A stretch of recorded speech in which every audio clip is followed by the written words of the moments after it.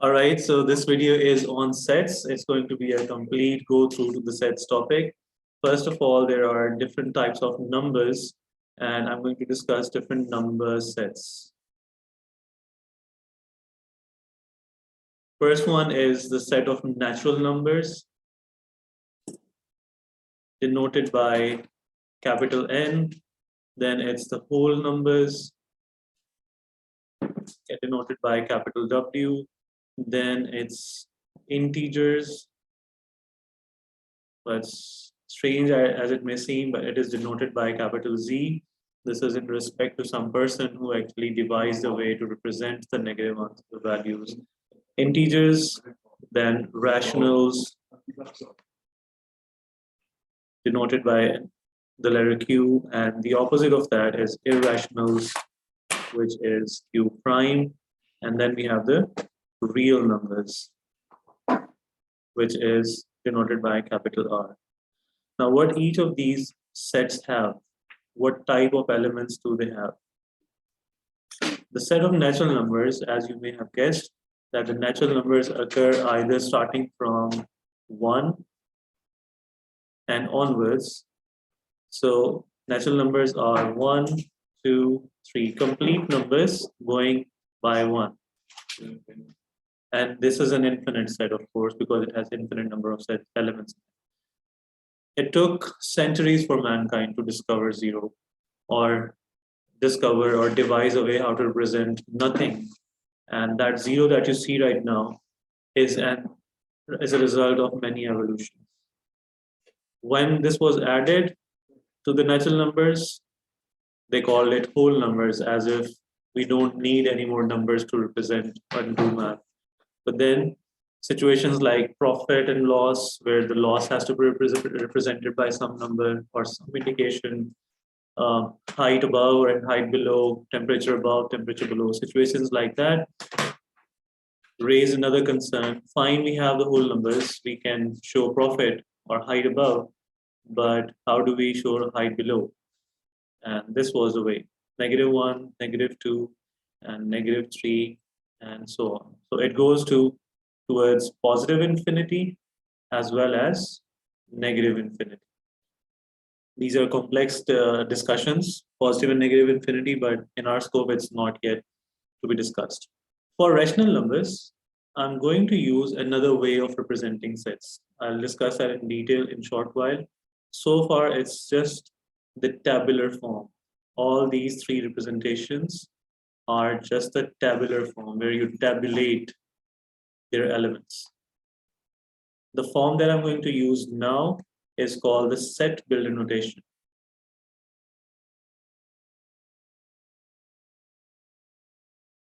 The set builder notation, and this is how you write in set builder notation. This is all x such that x is of the form some integer upon an integer, p over q, and p and q belong to set of integers. I'll explain that in detail, where q cannot be equal to 0. You know, if it is a 0 in the denominator, it will be undefined. So you have to put that condition.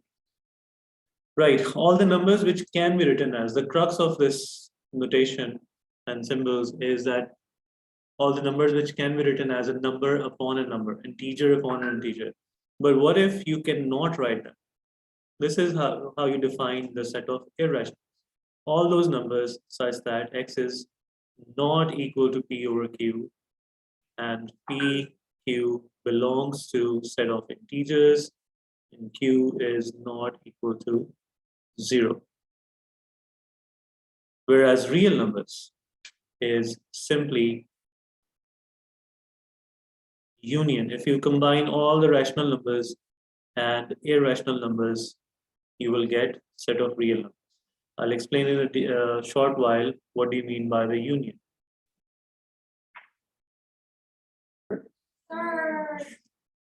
All right, I want to represent the same information in a more understandable manner. I hope that makes sense. That is a pictorial representation. So the smallest set of all these is the is a set of natural numbers, right? 1, 2, 3.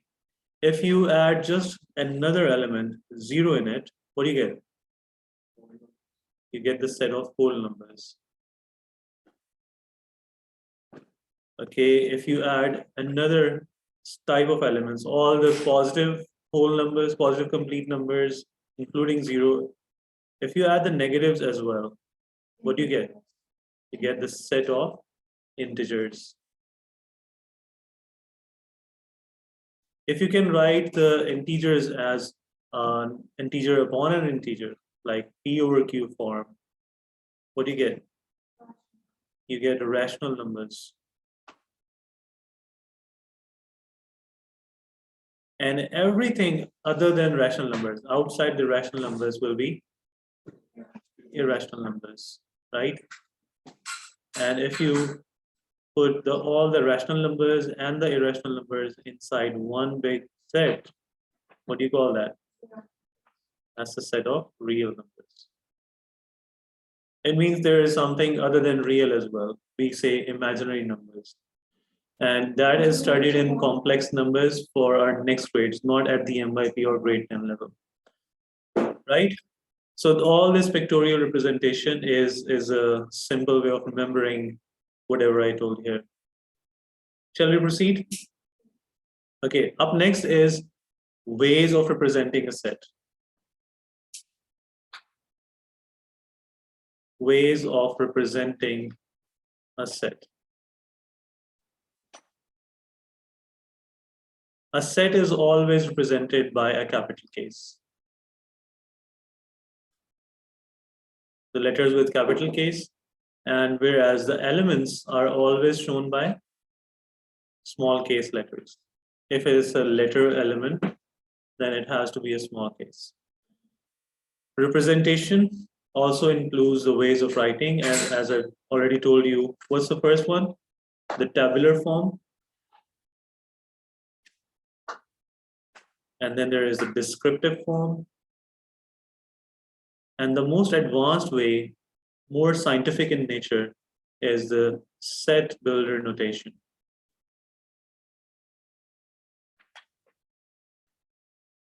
Okay, so if I were to say set of first 10 natural numbers, what have I done? I've expressed that in the descriptive form, set of first 10 natural numbers. In short, they are also called as naturals, simply naturals. Whereas in the tabular form, that will be 1, 2, 3, up till 10. Set of first 10 natural numbers. ELTS is the short for elements. Now, the most advanced way is, let's say this is our set A. So tabular form will be this, descriptive form will be this, and set build notation will be like this.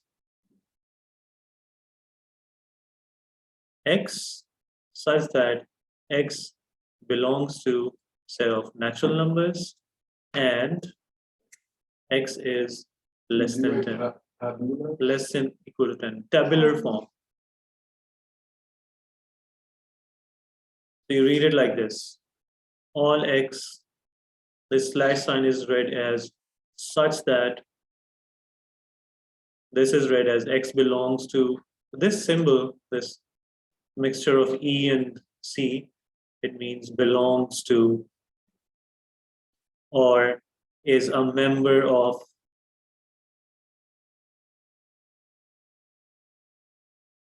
This letter is and this is, you already know how to read it. X is less than and equal to 10. Okay. So that these are the three ways you can represent the sets of represent any sets. The most advanced being the set builder notation. You may be given sets in any of these forms. So you have to figure out, you are most convenient in working with the tabular form where you actually see the elements and there you can decide what is in the intersection and what is in the union, etc. Notation. Up next is operation with sets.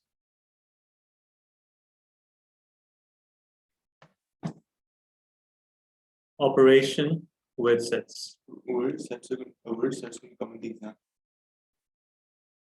Just like you say 2 plus 2 is equal to 4, it's proven that when you add one real number to another real number, the answer is another real number. So we are talking about a world of real numbers, right? Similarly, there is a world of sets, whereas each element is a set in itself. So the first operation is just like the analogy of addition for numbers, you can take that analogy of union of two sets, combining. Let's say I'm going to take the same example, same A and B sets. Let's say this is 1, 2, 3, and B is 3, 4, 5. If you're combining the sets, then the union of these sets, the letter representation on one side of the equality and the tabular form on the opposite side.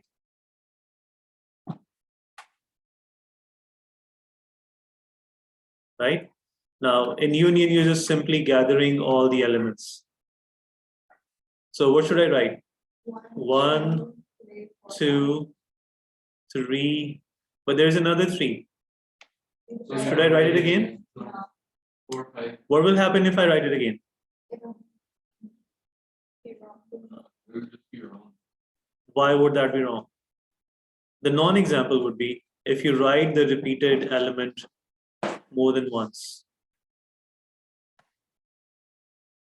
What happens is it violates the definition of sets. Interesting as it may seem that we are defining the sets during the discussion, we could have started with the definition of sets, but it's interesting to see here. Sets is a collection of distinct / unique elements. Again, I'm using this word for short, elements having some common property. Some common property or common characteristic. Like this class is a set of all those grade 10 students which are going to appear in the final exam. Okay, so you are sharing some common property and you are all unique. There is no repeated Ibrahim, no repeated Minha or anyone else, right? There is no clones of anyone. Anyway, so this would violate. No element should be repeated. It's a unique collection. So when you're combining the two elements of both the sets, the resultant is another set. Just like the resultant of two numbers is another, addition of two numbers is another number, real number. This is also another set. We may denote it with some other letter, let's say C. Next operation is intersection. It's this one is slightly different than subtraction. Most of us may think that if union is with addition, so what would intersection mean? The intersection could be mistaken. The intersection. There was something I didn't write before. Could you wait, please? Thank you. Okay. For intersection, this is important. This is slightly different than what we do in numbers. Common elements. So if we have A intersection B, the symbol for intersection is towards opening downwards, right? A intersection B, where A is 1, 2, 3, intersection 3, 4, 5. Now, which element is common element? Right? And that is the only element coming in their intersection. Okay? That's the only element. Let's see. I want to add more to our discussion, and I think it's high time that we do that here. These are called Venn diagrams. I'm sure you're aware of that. The Venn diagrams, this rectangle is a must show, and this is called the universal set. Universal set is a set which combines or contains all of the sets under discussion. So if I have any more sets than A and B, they would also be included in the universal set. Look at the diagram. The sets A and B could be represented like that. This is A, this is B. The elements of A are 1, 2, 3. The sets elements of B are 3, 4, 5. And you can clearly see that this region where 3 lies right now is in the intersection, is in the overlapping region of both A and B. Okay.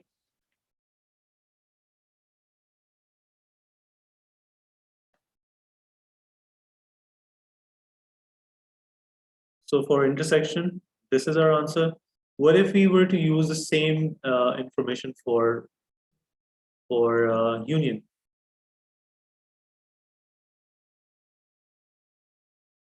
Be quick. It's irrespective what size of the sets you're making, but 1, 2, 3, 4, 5. Now what? Union means all these elements, all the elements of A, all the elements of B, non-shared, shared, all elements combined. This is the union of the two sets. Now the next one is interesting. So please listen carefully to this one. The next one is called difference of two sets. This time we are going to take difference, just like minus or subtraction in numbers. But what do you do here? You will show A minus B, and clearly one thing is evident. Is 3 minus 2 the same as 2 minus 3? Okay, so it means that subtraction is order sensitive. We cannot shuffle numbers easily. We cannot actually do that. The same happens for difference of sets as well. You cannot say that A minus B is same as B minus A until some conditions lie there. Anyways, let's see A minus B.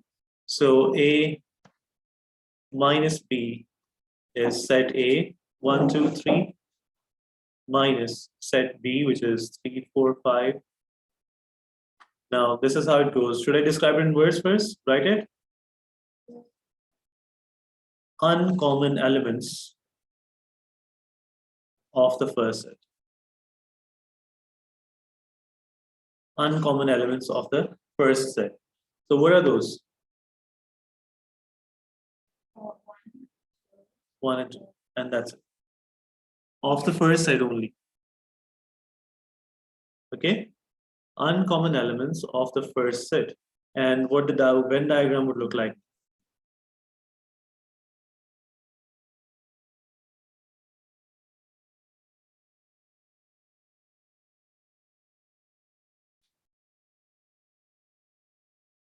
The Venn diagram will be 1, 2, 3, 4, 5, and you are highlighting only those elements of the first set A which are not in B, and that happens to be the region.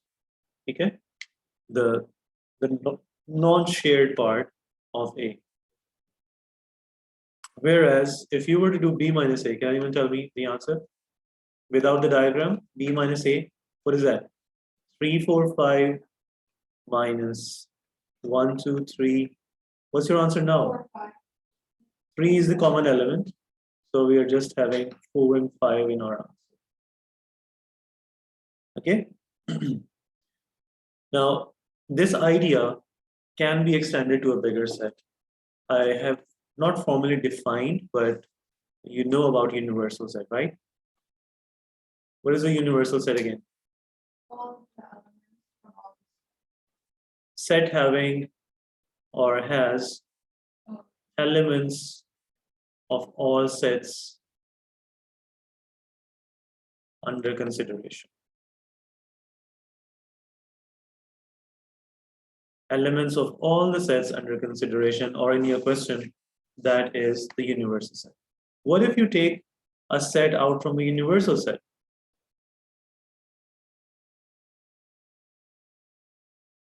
We do have the situation, right? And this is the element set A, this is the set B, and this is A, and this is B. What do you think the U minus A, which areas should I reach? Shade. Let's say I name these regions A, B, C, and D. Which regions should I shade in order to say that this is U minus A, the difference? Huh? You said C. Is this A and then the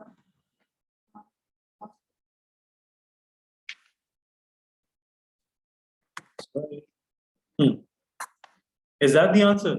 Is that everything other than A? and the thing in the middle? Oh yeah. Wrong choice of colors, I guess. Yep. Everything other than black is your shaded region, right? Is it okay?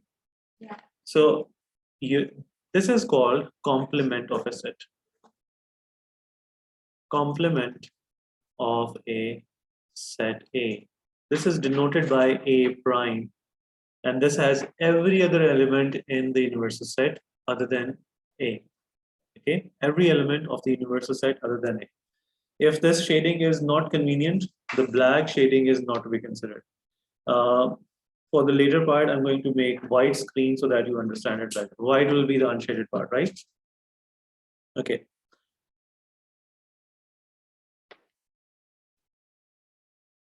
Now up next is the type of relationships. What are the different forms? What are the possible relationships between any two given sets? A union B A Those are operations. This is union, this is an operation. So what's the upside down? This is intersection. Okay. And then this is okay. complement. These are the three operations so far. A complement, and we will later on play with all these symbols, make combinations. Complement is if you take the set out of the universal set. Now the three possible relationships between any two given sets are the following. Number one is disjoint sets. Disjoint, as the word suggests, they have nothing in common. So we will simply say no element common. How would the Venn diagram look like? A is lying there, B is lying there. Their circles are not touching each other. They are not overlapping. Okay. And as I use the word overlapping, you might have guessed what is our next relationship. The next one is overlapping. The overlapping sets are simply sharing some common elements. Okay. Sharing or having some common elements.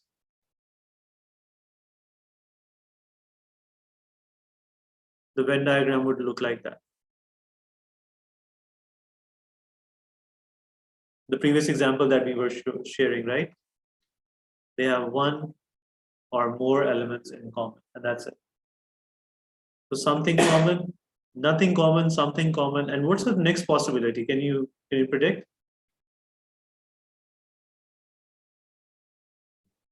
Look here, look at my hand. Disjoint, overlapping, what's the next possibility? One set is completely contained inside the other one. Okay, let's say in this case we have B as a smaller set, and that is called subset. Subset. We say that B is a subset of A. Just like 2 is less than 4, you can take that analogy into using the symbols for subset. Instead of a corner here, you just give it a curve. This one is a notation for improper subset. You don't need to differentiate between improper and proper subset in exam, but let's say, why is this sign here? Because it's possible that A doesn't have any extra element. So B and A are having the same elements. If that's the case, then they are improper subsets of each other. So subsets, one set has all its elements from the other. Right? I would like to summarize these operations, including these relationships, in a table. So let me construct that table. And all right, this is the fun part. I really enjoy that. If you have to shade these regions, shade the Venn diagram according to whatever the instructions at the top are. The three type of relationships are there: disjoint, overlapping, subset, and these are the operations. Which area, which region would you use shade if it is for union? All the elements of A and all the elements of B. What happens if it is overlapping set? All the elements of, except for the common elements are counted once. The common elements are counted once. What about subset? B and A both. So okay, I'll write a conclusion here. I have something more to share. What do you think? If in this case B is a subset of A, right? And in this case, we have seen that if it is A union B and B is a subset of A, then it's a bigger set. A union B is actually the bigger set. Yeah. Okay. Now for intersection. Intersection. Is there anything? Is there anything common? No, no elements common, so nothing to be shaded. Here, Evaluation with the degree of accuracy is the time evaluation. and here, it's just P. And just like this observation, isn't this time A intersection B the smaller element from the smaller set? That's a very simple but a handy observation. Intersection is the smaller set, union is the bigger set when the relationship is of subsets. A complement. Complement means everything except for A, right? So everything except for A. That includes B as well. Here, you just have to remain outside the circle of A. That's it. Is that? All right. This one is interesting. It will be. A union B Everything complement. except the middle. No, yeah. A union everything B except complement. for- So you can see from here, the green part is the union. Now you have to do everything other than that. Yeah, So it's just this region. again, just that. It'll Okay. be just that region for all of You them. look at the first column and you shade every other part than that. Okay. And Here, for the next, A union B complement. Now this one is everything two but folds. A and B. A complement.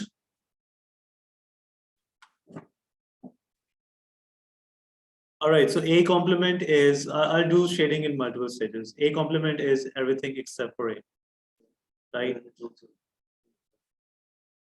B complement is everything except for B. Yeah. And then you have to take intersection. What do you get? Nothing. Nothing. You can get it. Um, let me no. Let's do it with shading here, with colored. So A complement is everything except for A. And B complement is everything except for We B, got everything outside. Outside stuff. right? Wherever you see these crossing lines, the blue and the green lines, that is your region. Okay, just the green lines is indicating A complement, just the blue lines is B complement. But intersection means where the two lines meet Yeah. or intersect. So all green of and that. blue lines meet at in this region. Okay. What would you do here? If you ask me, I know this answer already. This answer is very interesting. And that is actually a law. We call it De Moivre's law. De Moivre's law. The De Moivre's law state if it is A union B complement, that equals the complement intersection of their complements. If it is the complement of their intersection, you can write their separate complements, but this is now union of that. You can see the reversal of intersection and union in each of these cases. When you separate them, then it's in the whole bracket. So I know that this is going to be the same, right? The same shading. There you go. Yeah. This is, we call it the De Moivre's rule.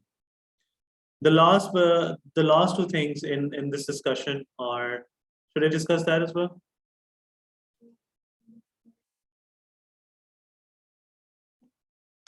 Last two things.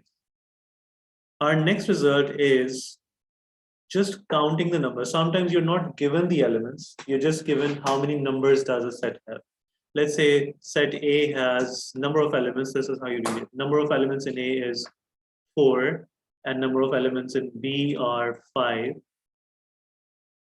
and number of elements in their intersection is 1. How many elements are in their union? Let's take an example. I'll keep the same number of elements and see what we get. Let's say A is 1, 2, 3, 4. B, similar, yes. B is 1, 5, 6, 7, 8. Look at the Venn diagram. Yes, sir. What's your answer? So 1, 2, 3, 4. 1 is common, so we'll write it here. 5, 6, 7, and 8. And that's it. All right. There's one element common.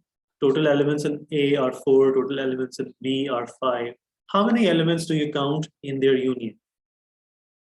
1, 2, 3, 4, 5, 6, 7, and 8. Can you see what happened? Can you see what happened? If I were to ask you number of elements in A is 4 and in B are 5, how would you get to 8 this time? Let me write an equation. Find the number of elements in A union B. We say that A number of elements in A combined with number of elements in B. But isn't that 4 plus 5, 9? We counted them 8. How can we get that 8? What are we counting more or extra?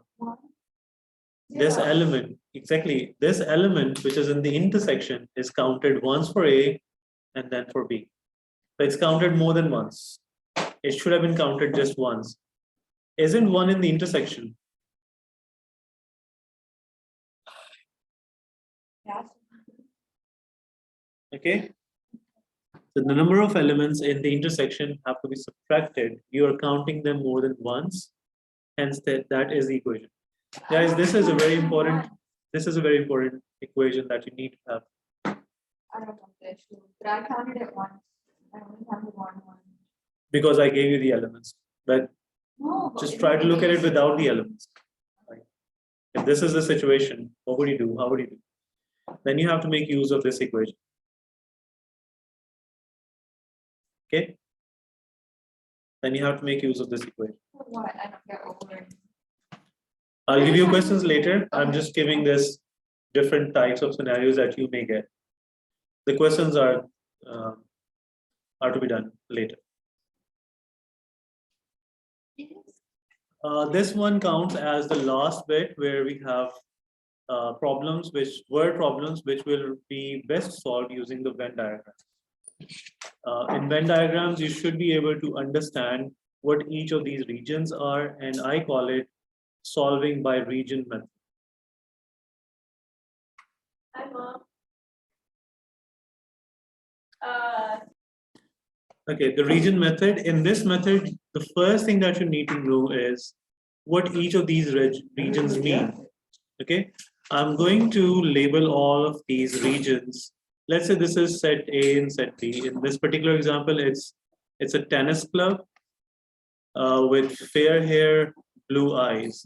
So let's say this set is for hairs and this is for the eyes. I'm going to label each of the regions with a letter, let's say A, B, C, D. The first thing is I should be able to interpret each of these regions. So the first region, region A means, what is it? This gives the information about hair only. It only has fair hair, right? This region is representing only the people which have blue eyes. They don't have fair hair, they just have blue eyes. So it's eyes only. What about B? Sorry, this is for C. Yeah. But for B, it's both fair hair and blue eyes. Last but not the least, D is none of these characteristics. So it's neither or none. We want to do it using the Venn diagrams. We will translate each of these informations into an equation. So listen carefully for this part. A tennis club has 42 members. So the first equation is from the total. What should I write in terms of A, B, C, D? All these regions combined, that equals 42. Our next piece of information is 25 have fair hair. So how many are in the hair? 25. And which regions are those? A and B. Irrespective whether they're sharing blue eyes or not, but inside the circle A, you have A and B, and they total to 25. Our next information is for blue eyes. 19 have blue eyes, so B plus C is equal to 19. And lastly, 10 have both fair hair and blue eyes. So, and that is mostly the key to all the logs above. If B is 10, I'll number these equations 1, 2, 3, and 4. If you insert 4 into equation number 3, you get the value of C equals to 9. Yeah. If I insert the value of B equals to 10 in equation 2, what should I get for A? Is it 15 for A? Yeah. All right. And if I insert all the values 10, 9, and 15 in the first equation, so that's 15 plus 10 plus 9 plus D equals to 42. What's the answer? D equals to 42 take away 34, and that is 8. Now that I've found all these values, I may now replace them, these letters, by their number values. 15, 10, 9, and 8. Okay, if I have done all this labor, now the questions can be different. It can only ask you for the number of elements or number of people, but it can also relate questions which are from the probability perspective. They can ask you for the probability questions or just the number. In this example, it says find the number of. So what's the number of members with fair hair or blue eyes? You remember in our probability discussion, what do you do for the word or?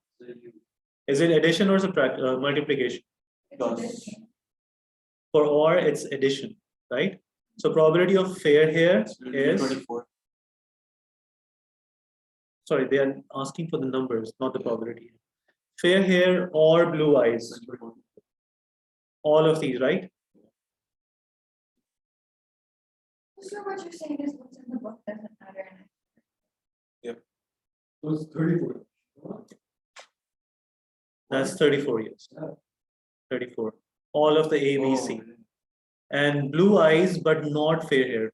Blue eyes, but not fair hair. Which region is that? And that's just the region C. Blue eyes only, not fair hair. Things get complicated. You may be able to identify all of these numbers without this region method, making equations and solving them simultaneously. You can manage for 2 categories, but sometimes it gets very difficult in case of 3 categories.